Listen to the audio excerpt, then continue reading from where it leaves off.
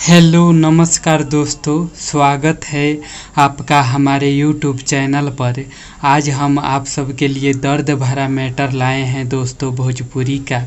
जी हाँ दोस्तों, मार्केट में बजने वाला, बिल्कुल धमाल मचाने वाला है दोस्तों ये मैटर। तो इस मैटर को सुनने से पहले मुझे आपसे रिक्वेस्ट है कि अगर आप अपने भाई के चैनल पर नया हैं तो चैनल को सब्सक्राइब ज़रूर कीजिएगा और बगल में बेल आइकन की घंटी ज़रूर दबाइएगा हर रोज़ मेरा वीडियो सबसे पहले देखने के लिए। तो चलिए दोस्तों, देरी ना करते हुए आज का सुपर हिट दर्द भरा मैटर को देखा जाए और सुना जाए कैसा है। प्यार को के भूल कोइनी तुहरा पर फिदा भइनी।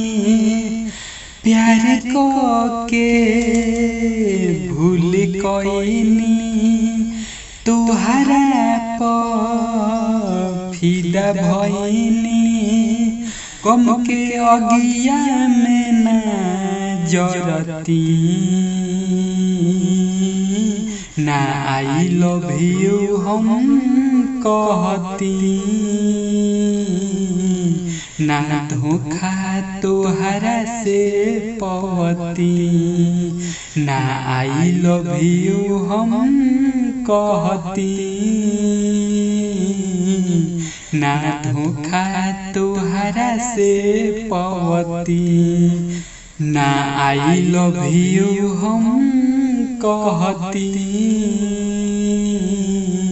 ना धोखा तोहरा से पवती।